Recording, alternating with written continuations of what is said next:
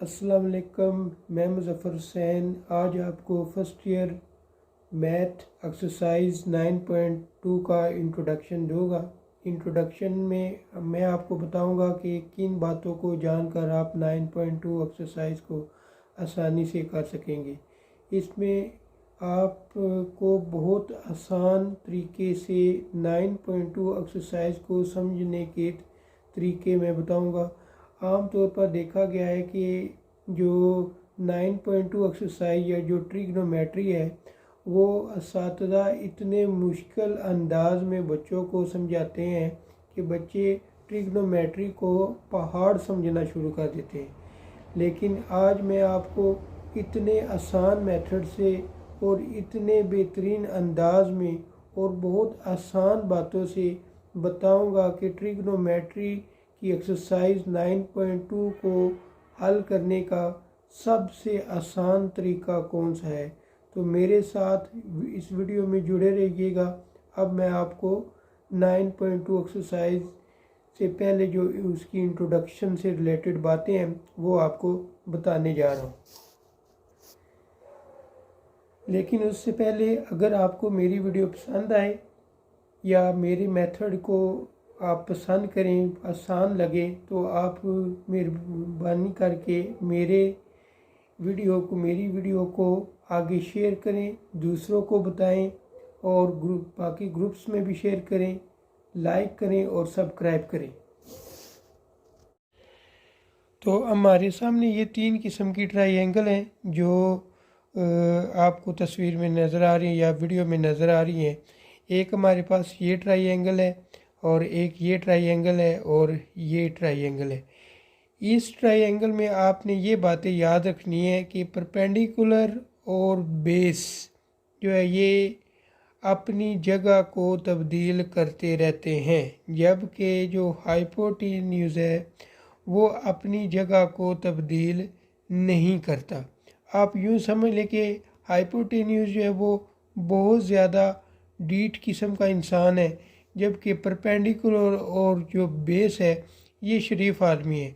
आप इन दोनों को इसको अगर इधर ले आएँ और इसको उधर ले जाएँ तो ये आराम से चेंज हो जाते हैं, जबकि ये जो हाइपोटेन्यूज है ये अपनी जगह तब्दील नहीं करता। अब मैं आपको बताता हूँ कि परपेंडिकुलर और बेस अपनी जगह कैसे तब्दील करेंगे। अगर तो आप इस एंगल के हवाले से देखते हैं जिसको मैंने नाम दिया थीटा, तो इसके बिल्कुल सामने वाला जो होगा उसको हम नाम देंगे परपेंडिकुलर। ठीक है, एंगल के बिल्कुल सामने जो आपके पास साइड होगी उसको हम नाम देंगे परपेंडिकुलर, और इस एंगल के बिल्कुल साथ नीचे की तरफ जो साइड होगी उसको हम नाम देंगे बेस का।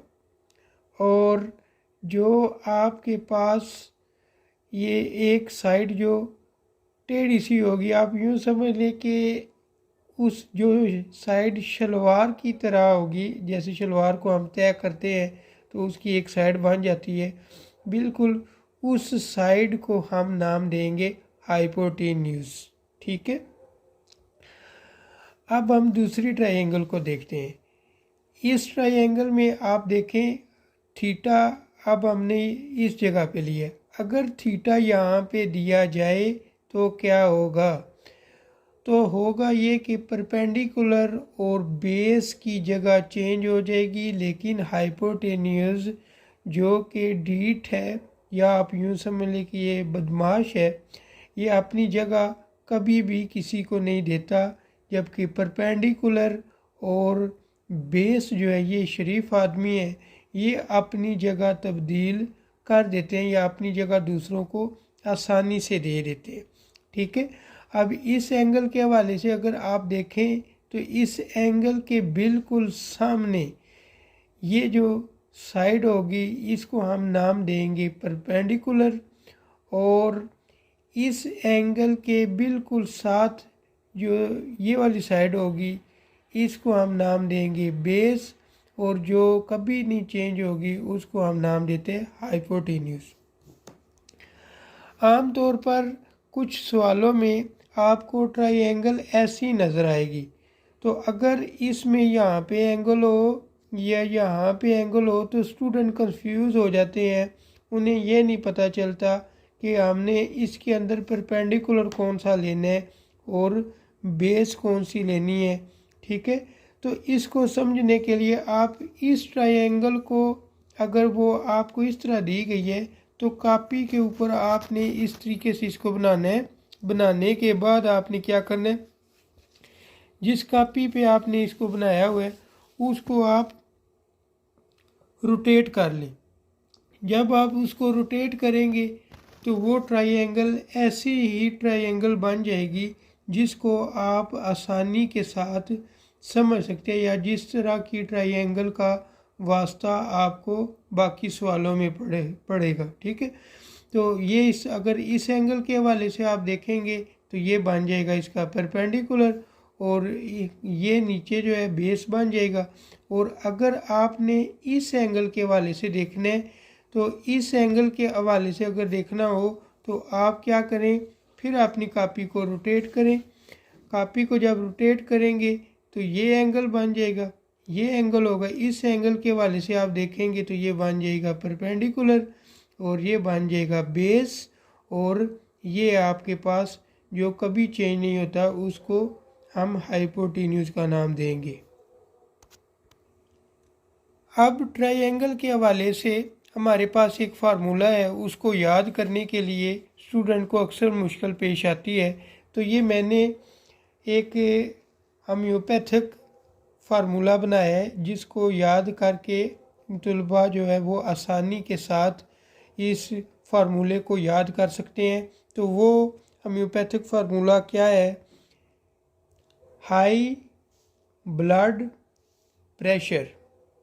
ठीक है बच्चों, अब हाई यानी H for hypotenuse, blood B for base care और प्रेशर पी फॉर परपेंडिकुलर।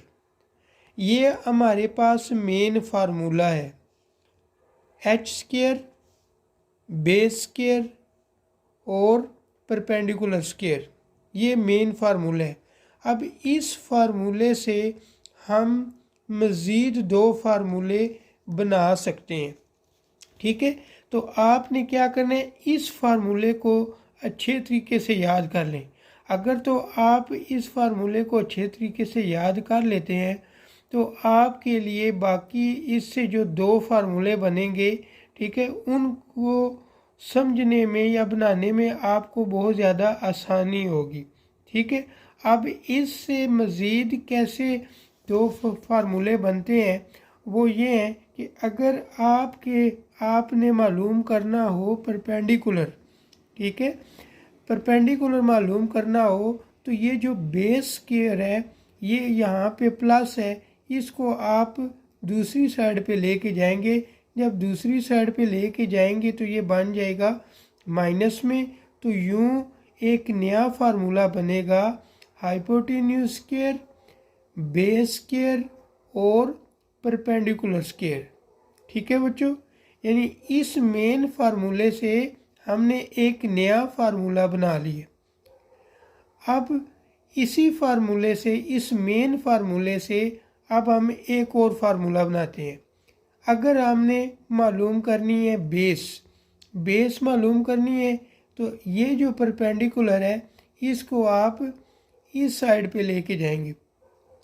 जब हाइपोटेन्यूज की तरफ लेके जाएंगे तो ये एक फार्मूला बन जाएगा, hypotenuse square minus base square और परपेंडिकुलर स्केयर। ठीक है, तो हमने इसके अंदर ये सीखा है कि जो हमारे पास मेन फार्मूला है एच स्केयर, बेस स्केयर और परपेंडिकुलर स्केयर, जो मेन फार्मूला है इससे मज़ीद दो फार्मूले बन सकते हैं।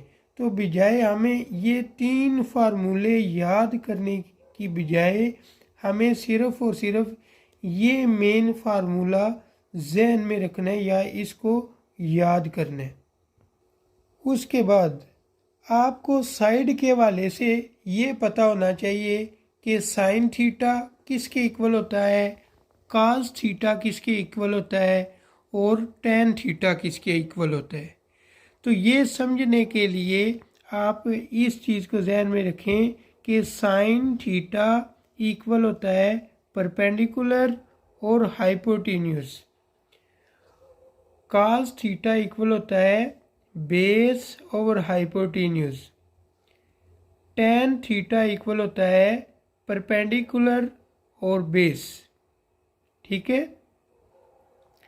अब ये सब याद रखने के लिए आपने 10th क्लास में ये एक स्टेटमेंट सीखी होगी या पढ़ी होगी, जिससे आपको ये परपेंडिकुलर और hypotenuse, base over hypotenuse, perpendicular और बेस समझने में या लिखने में आसानी होगी। और वो स्टेटमेंट क्या है, वो ये है, सम pupil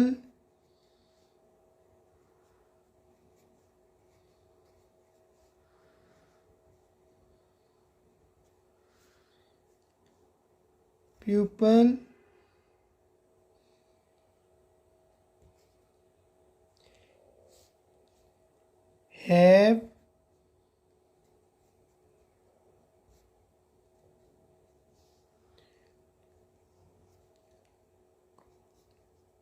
curly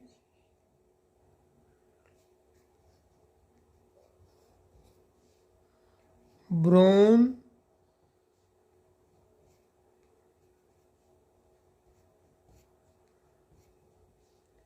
hair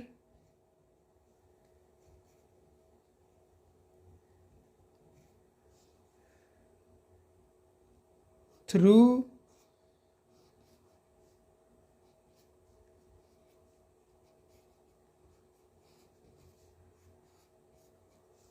proper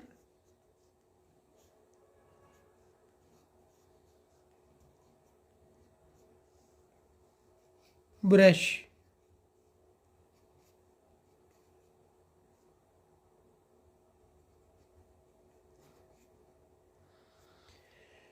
तो इनको याद करने के लिए आप इस स्टेटमेंट को जहन में रखेंगे। S for sine, P for perpendicular, H for hypotenuse, C for cos, B for base, H for hypotenuse, T for tan, P for perpendicular, B for brushes.